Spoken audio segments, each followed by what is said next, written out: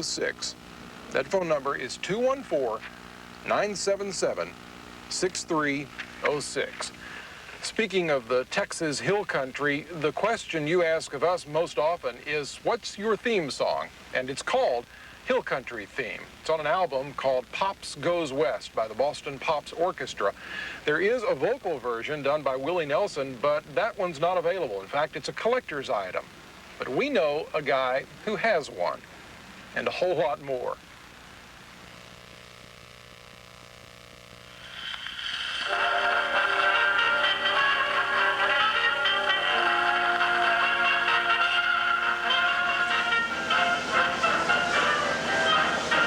When Wesley Osborne invited us out for a visit, he said, well, you'll have to wind down a few back roads, but you shouldn't have any trouble finding this old house. And he was right. Wesley's house was the one with the big band music blaring inside.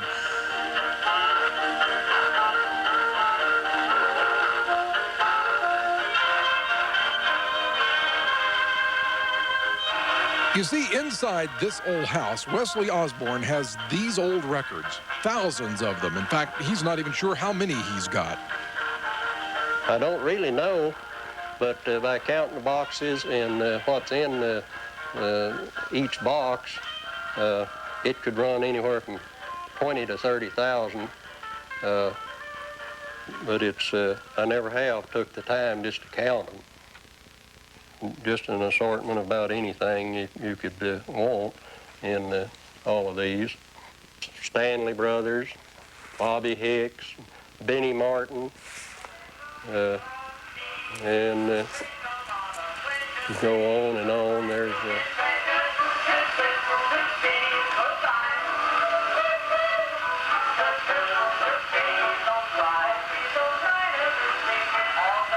For more than 20 years, Wesley has been picking up every record and old phonograph he could get his hands on at garage sales, flea markets, and out of catalogs.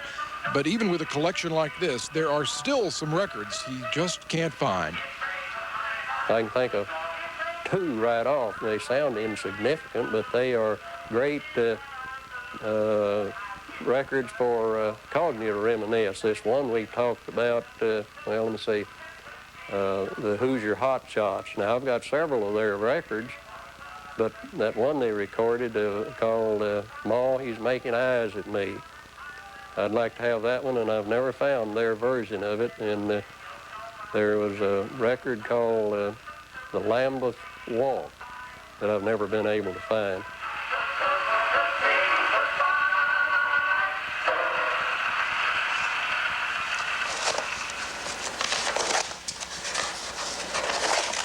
Chances are, though, name a record and Wesley's got it.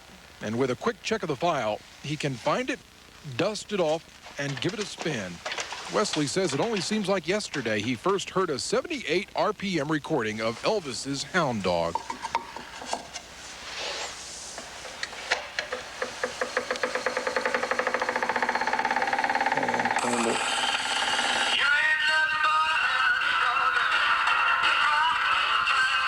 Every time you hear one of these tunes, it immediately places you just where you were and what you was doing, and like I say, some people talk about, well, you're living in the past, but I long ago learned you can't live in the past. But that is a good feeling to me, at least, to reminisce and hear these old tunes.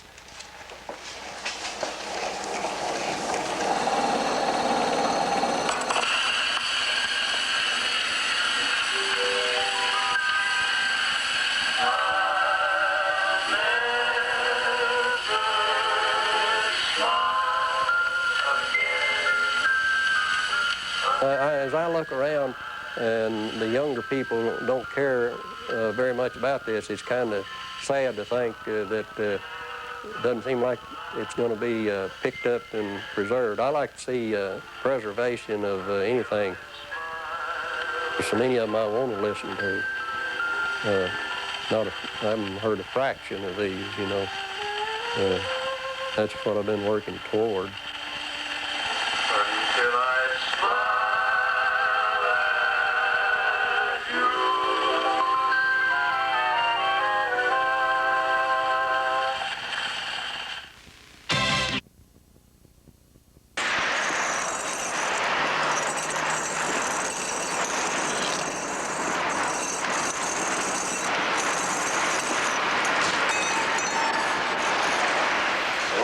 new string here. That's right.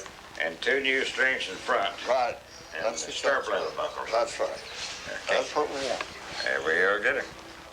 Ask just about any cowboy out San Angelo way where you can get help for a broken horn or a stitch in a busted stirrup. And any real cowboy worth his salt will tell you to go see Rector. You done got me now. Yeah, Well, let's yeah. be ready. Probably tomorrow afternoon by the time we can get that done. That'll be all right.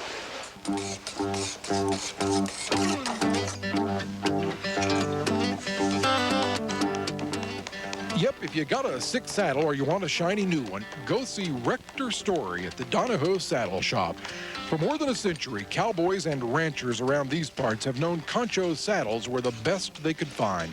And for 50 of those 100 years, Rector Story has been here patiently and quietly making saddles that have come to be known by riders all over the world as the best saddles anywhere. Well, they're as good as anybody. There's awfully good saddle makers all over the country, too. But we build as good a saddle as anybody else does, the best we can, anyway.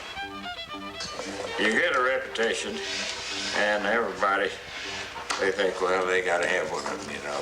It's just like styles and cars and things like that. If a friend's got one of them, you got to have one, too, see, so.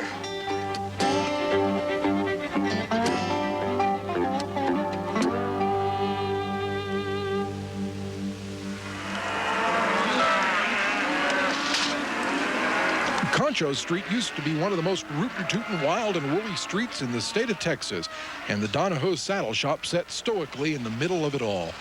Today, the shop is situated between 2 antique stores. Nope, things aren't like they used to be on Concho Street, but Rector remembers the wild times because he was here. He watched it all from the back of the saddle shop and saw the street change, while this place stayed the same. When I went to work down here, it was just about as rough as you've ever seen in your life. You've seen these Wild West shows, they had nothing on Concho Street. Well, we changed with the times, of course. Now, as far as the way we build a saddle, it hasn't changed much. The only thing is how the saddle finishes out is changed. We have to change the styles to stay with the trends and all. We don't make the trends and we don't make the styles, we just follow them. Sorry, sure. Yes, sir. What you say, Frank?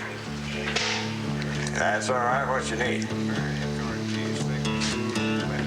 Now, some folks might think there's not much call for a saddle maker anymore. The fact is, Rector has all the business he can handle, especially when a new saddle is only a phone call away. Oh, yes, our telephone is one of the big items. I have customers that have come in here, phoned in here for years that I have never seen first name basis. Well, there's one particular customer from Florida that came in here about 2 years ago, walked in the front door and says, I bet $100 you don't know who I am.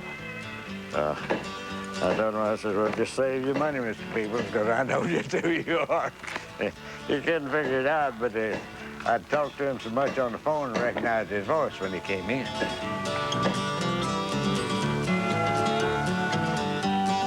Back in 1938, when R.E. Donahoe gave Rector a job as an apprentice, he had no idea he would later sell the place to him. He probably had less of an idea that 50 years later, this modest little man would still own the saddle shop and that it would still bear the name of the man who hired him. At one time, one of the salesmen came through and he said, I'd change that name if I was you. And I said, no, the name Donahoe's been here for a long time and I'm not going to change it. I'm not proud enough to want to have my name on there. I'd just leave it like it is. And he said, no, he says, I'd make it Rector's Saddle School. He says, every shop that I go to in the state of Texas has had somebody that trained in that saddle shop there. So we've trained most of the saddle makers in Texas there, in this part of Texas anyway.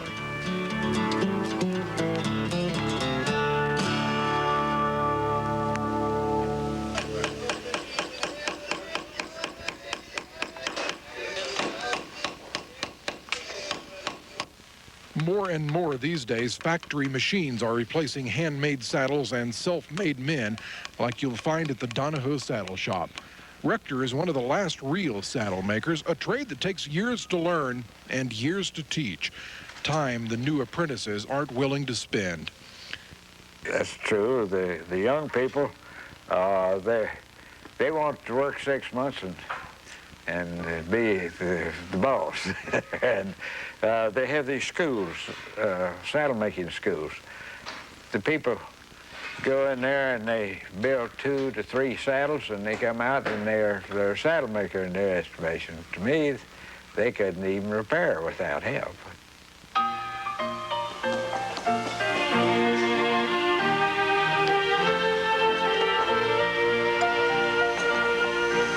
There was a time in this country when the family business was passed down to the younger generation as the years wore on. Since the mid-1800s, this shop has been handed down to a saddle maker who learned the trade right here. Could be, though, that Rector is the last of a long line of owners and one of the last true craftsmen of a great art form of the Old West. And who gets it after you? Well, I have a grandson that he's going to college out here. I don't know whether he'll take up the trade or not. He's supposed to be a commercial artist. I would rather somebody that owned it, that had learned the trade here. He may not. I just don't know. He's got to have interest in it to make a go of it. And at the present time, his interest is all in commercial art. It's interesting work. Everything's new. Every saddle you build is different. Yes, very interesting work.